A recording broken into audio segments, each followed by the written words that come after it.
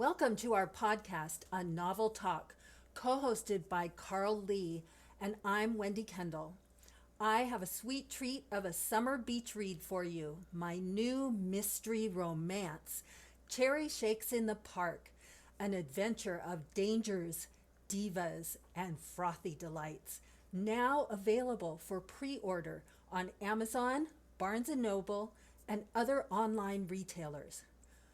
And I'm thrilled to announce that my romantic suspense, Snow Kiss Cookies to Die For, is finalist for Best Suspense at Killer Nashville. That's the Comic-Con of mystery. If you've read it and loved it, you can vote for it as Reader's Choice. Just log into killernashville.com/awards/Reader's Choice. So exciting. And enjoy my mystery book that began it all, Cat Out of the Bag. That's Cat with a K for Catherine Watson. She's a purse designer and amateur sleuth who goes from designer bags to body bags when she's faced with a murder mystery. In the prequel, Purse-stachio makes a splash. Catherine and Mayor Brenda Durling investigate a chilling cold case. It's a great summer beach read.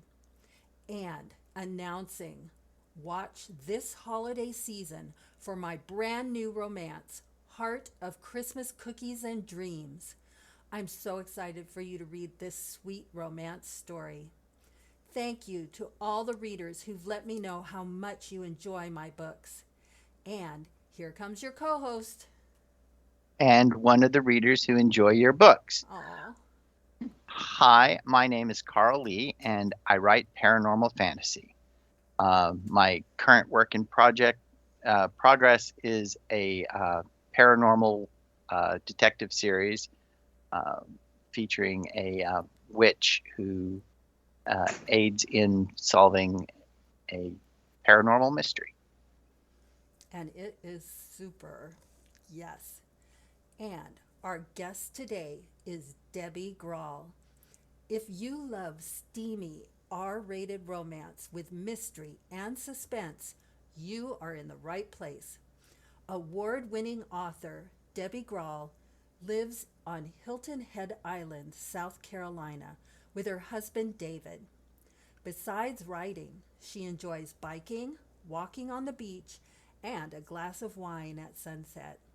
Her favorite places to visit are New Orleans, New York City, Captiva Island in Florida, the Cotswolds of England, and her home state of Michigan.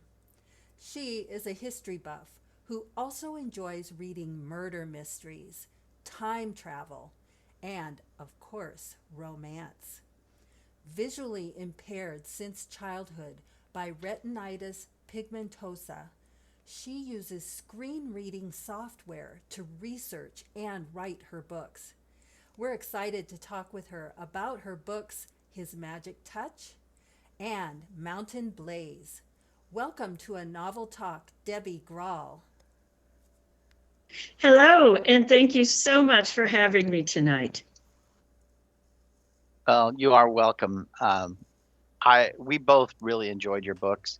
I can't imagine you having New Orleans as one of your favorite places to visit, given how deep you brought us into New Orleans in your novel, His Magic Touch. In addition to exploring the city, you also explore the roles of family and how it shapes our lives. Can you talk about the relationship between Jared, his brother, and their father? Well, after Jared's mom passed away with cancer, Jared, his brother, and his father all handled their grief differently. Philip sort of went to the wild side, and Jared's dad sort of went into himself, shut himself away, and Jared tried to hold it all together. And even with their differences, when push came to shove and when evil was approaching, they all joined forces and had each other's back. And like I said, even with their differences, there was love there, and they, like I said, they all came together and hung with each other.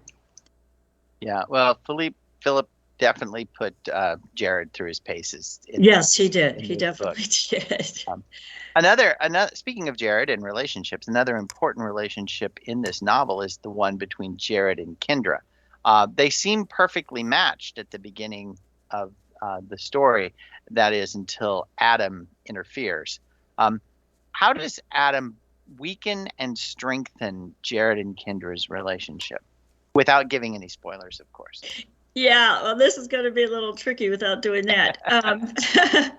Well, what Jared and Kendra were, they were two that were love at first sight, and they had a deep bond. But when Adam took control over Kendra and turned her against Jared, even at the darkest moments when Adam was trying to seduce her, something in Kendra told her that it wasn't right, and her love for Jared came through, and she would not let Adam go that final step with her. And when she finally realized what was happening to her and came back to her senses, let's say, she had Jared's back. At the end, when everything came to a head, she was there for him and stood by him, and their love came through. Love is a very powerful force. Yes, it is. You have crafted a very, very intricate magic system in this book. There are things that witches can do. There are things that they cannot do. There are rules that prohibit certain behaviors, and others seem to not have limits. How did you design your system? What did you base it on, or how did you design it? Well, first, I love witches. Oh my gosh, I love writing with witches because they're so versatile. You can do so many things, and I wanted them to basically sort of be like normal people, but with powers. But I didn't, like, one of them is you can't use magic to kill. I didn't want them to be able to do that because the book would have ended too quickly. They would have just all killed each other, and that would have been the end of it.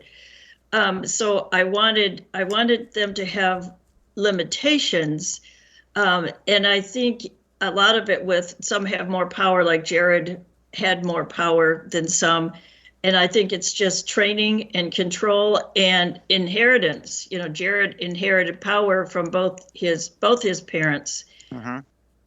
And so that added to his ability. Well, it's the magic in this book is just phenomenal. From the casual. Thank you very much. Oh, you're welcome. From the casual use to the more specific, focused use, if you will. Just so well done, so intricately woven into the story that it was awesome.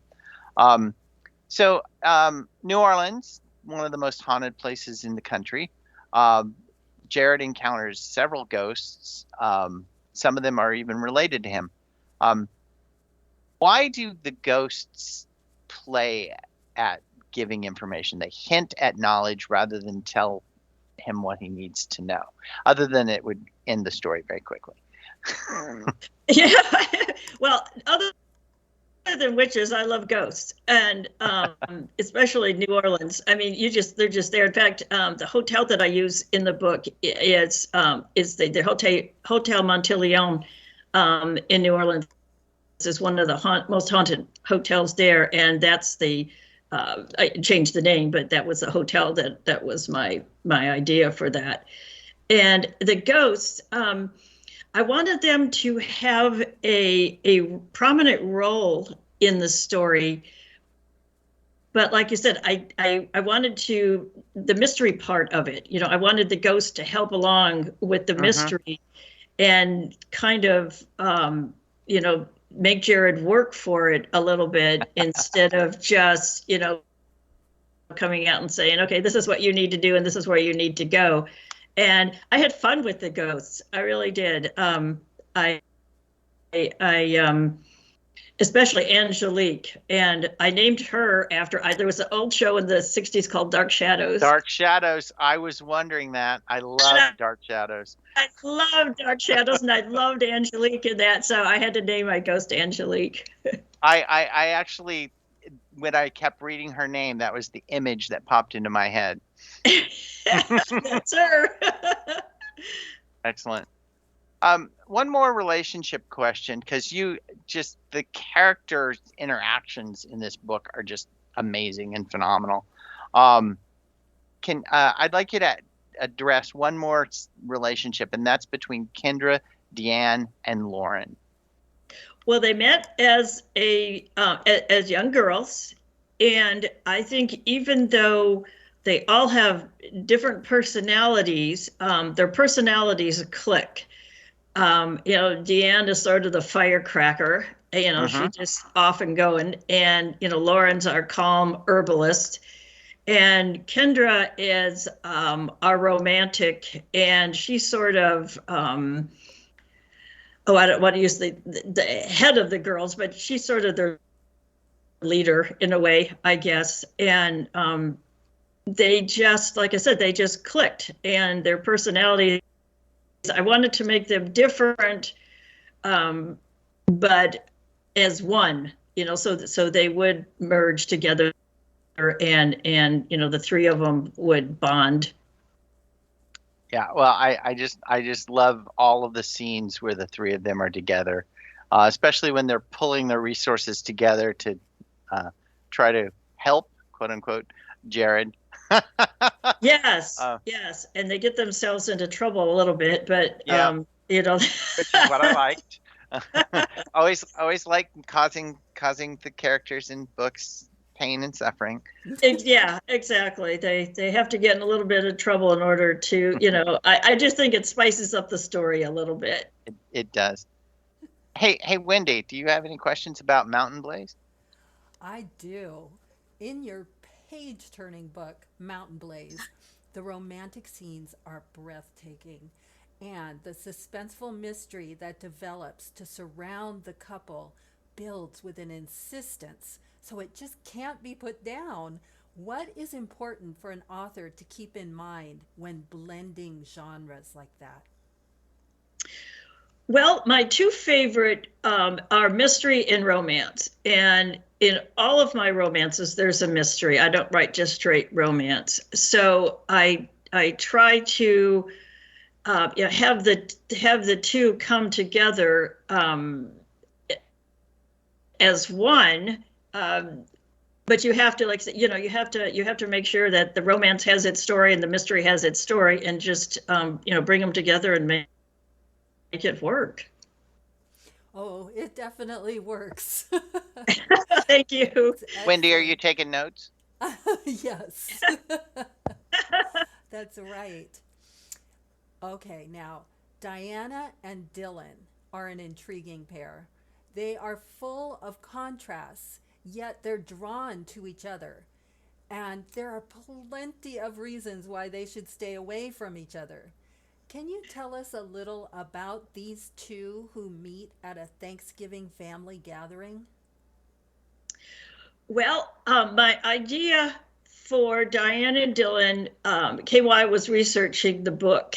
And there actually is a ranch like the Lazy M up outside of Asheville, North Carolina. And while I was there, this nice young man came out and was going to be part of doing the trail rides, and just his whole personality and everything, I thought, this guy is perfect for Dylan. So then I said, okay, so then I get the background, I wanted to be a rodeo rider, and then he has his trouble with Tanya, and eventually I wanted him to end up back at the ranch. But he's pure cowboy, country/cowboy. And then Diana comes from Philadelphia, was raised in a very well-to-do family, and she meets Jen, her friend in college in North Carolina, and she she couldn't be any more opposite than Dylan. But they say opposites attract, and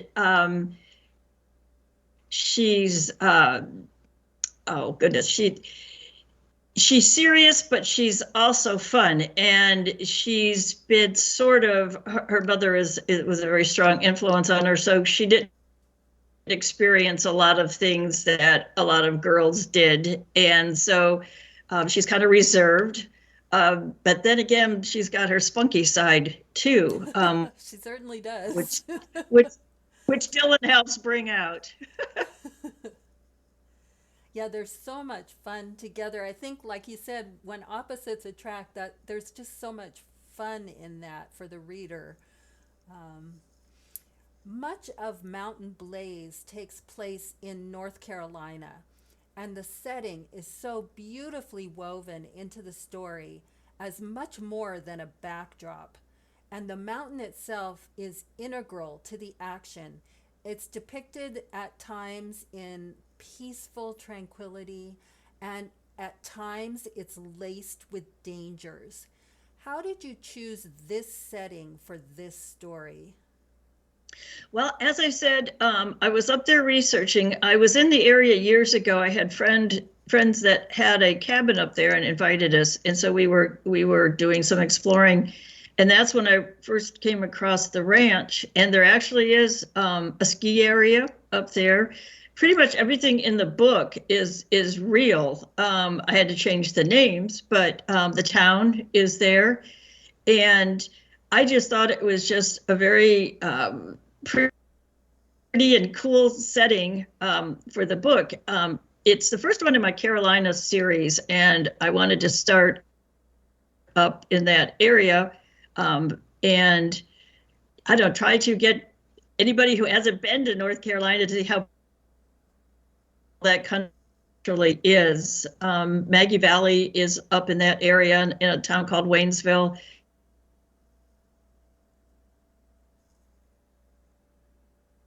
Just country up there. It's a beautiful setting for this particular story because it's such a romantic setting, and also there's a mystery just in the setting itself. I mean, that just really comes across in your writing. Yeah, like I said, mysteries are my first love. And when I started writing the book, I honestly wasn't sure what was going to happen. I knew Dylan and Diana were going to come together, and I knew I had some sort of mystery. But I'm a pantser. I write totally by the seat of my pants, and so I'll start a book, and then I'll say, oh, I think that would be really, let's have that happen. And so then the plot just starts to wind like that. And so, like I said, when I started, I wasn't sure what was going to happen, but something was. Well, I'll tell you, when you're reading it, you're never sure exactly what's going to happen next. And that really keeps you turning those pages. Well, thank you. The mystery deepens, and the number of suspects grows as the Mountain Blaze story continues. Can you tell us a little bit about one of your suspects? I honestly wasn't sure who was going to finally be the bad guy. I had a couple of different of the characters that I had in mind, but one of them was Kevin, and Kevin is Dylan's friend, and it's a neighbor to the Lazy M. And I originally thought about him, and I wasn't sure where I was going to go with it, but I wanted it to be somebody who wasn't suspected, of being the bad guy. So I had to throw out some red herrings there, but and the mishaps that happen, and Kevin happens to be around every time something goes wrong, and so I try to get the suspicion on him. Yes. For a while. he definitely is. And as a mystery reader, as soon as I open the cover, everybody's a suspect to me. Oh, and, and exactly. he is definitely he becomes really a suspect. Yes, your suspects are excellent. You really had me going for the whole book. And I tried to put in little clues like his behavior, like he's not acting. Dylan comments on there's something wrong. He's not acting right, or he doesn't look right. He's usually very well groomed, and he looks sort of shaggy, and so I like to throw in little tidbits like that too, to keep the reader wondering. I love how you do that too. How we see other characters from somebody else's point of view. I love that. And another great example of that is Diana's mother. Oh gosh, I love this. The way you did this. She is a character that we meet first through her daughter's point of view. And we learn a lot about her from what Diana says and thinks about her. And as a reader, it was so much fun learning about the mother this way, wondering how biased or how accurate Diana's view of her mother is until we finally get to meet her and see. So, what is important for an author when presenting a character to the reader, either through another character's point of view or presenting the character directly? What's important as an author to try and get across to the reader? Well, I think personality is the number one. You have to know, who is this person? What do they think? What do they like? What do they want to do? And with Diana's mother, Diana was pretty right on with her mother. She's a very no nonsense person. She expects things to be done her way and doesn't quite understand when it's not. And she expects her children to act the way she expects them to act. And when they don't, she's just taken aback by all that. And that's why Diana had to leave and go to school somewhere else to try to get away from that. And so that's what with characters, I really try to bring out their personality as well as I can. And so the reader has a good idea of who they are. That's great. And also the way that you just brought out that character of the mother, with her actions and her personality, that provides sort of a motive or a motivation for Diana to act in another way, and so it all makes sense. Yeah, I love that. That's great. Oh, thank you. Yeah, she wants to sort of strike out on her own, and but then again, she's been so trained to do what is expected of her. It's hard sort of for her to step out of that form, but she does. She definitely does. She does. There's also a fascinating question about fate that's presented in Mountain Blaze. I just love this because I don't know, I guess I'm so self-centered, but it's taking a totally different take on fate. Is it fate that brings Diana and Dylan together? Like, is it their fate, or is it someone else's fate, that these two play a part in somebody else's fate, and therefore they could succumb to the danger surrounding them because it's for someone else's fate? It's just such a fascinating question. Can you talk a little about this one, or if you prefer another theme that's presented in your book? No, fate. I believe in fate. I think fate brought my husband and I together, and I think fate brought Diana and Dylan. I mean, if Diana wouldn't have met Jen and wouldn't have confided in her that about the engagement and how she really wasn't ready to get married, and if Jen wouldn't have said, "Oh, come with us for Thanksgiving," she wouldn't have never met Dylan. And if Dylan wouldn't have had his trouble with Tanya and ended up back at the ranch, um, obviously he wouldn't have met Diana. And then if the bad guy in the book wouldn't have wanted what they wanted and brought Dylan and Diane in, that would have happened either. So I think people are put in a place at a certain time, and I think it's just meant to be. I just love that. There's just so many dimensions to that whole fate thing. I just love it. And also, I have to say, you wrote some very steamy romantic scenes. Very good. What is important to an author when it comes to writing these steamy and romantic scenes? Because you certainly know how to do them well. um, Not to put your reader to sleep. You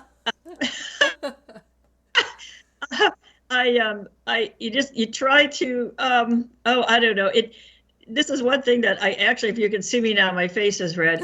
Mine too. I just I don't know. You know what, I love reading romance novels, and I think I get a lot of my ideas for this just from other people's. I mean, I don't copy them, but they kind of give me the ideas. And I know when I'm reading somebody else's love scene, I know what I like and what I don't like. Um and in mine, I they're steamy, but I would say they're more R-rated than X. So Oh, yes. I kind of draw the line. I kind of draw the line at certain things. But and the other thing that is hard is, in a 70,000 plus word book, and telling how many times they're sexing, is to change these. You have to have them, sort of doing different things and coming up with ideas. Okay, what are they going to do now? Can be a little tricky. But yeah, I mean, they're kind of fun to write, but again, they it can be a little intimidating to just try to get it right. Well, I'm so glad to learn all this from your writings, and your books are so enjoyable. Well, thank you. I really appreciate that. Yes, Debbie, thank you for joining us for a novel talk. So what can you tell us about what's next for you and for your fans? Well, I actually just completed Island Heat, which is the next in my Carolina series. It's a sequel to Mountain Blaze. Is it going to be a steamy romance? It is. It is. And in Mountain Blaze, one of Diana's or Dylan's cousins is Susanna. And Susanna is the one that's in Island Heat. It takes place here on Hilton Head. And like I said, I just finished it, and it's going off to my editor, and I hope she likes it. The next in the series is going to take place in Charleston, South Carolina. I have the idea for it. The title, I wanted to use Low Country Boil, but two things. One, it's a cookbook, and then I checked and somebody else just beat me to it. So I got to try to come up with a different title. But that's the next one after Island Heat. And then it's going to be Savannah Sizzle. So I'm moving on into Savannah after that one. Well, they all sound very, very interesting. Wow, very hot. Well, thank you very much, Debbie, for joining us today. Well, thank you. I really appreciate you both having me. Listeners, you will want to check out the website debbygrahl.com. DEBBYGRHA. Sorry, I'm going to say it again. DEBBYGRAHL.com. Go there for more information about the author and her works. And thank you to our listeners for tuning in. Be sure to like and subscribe so you never miss an episode. And remember, A novel read leads to a novel talk.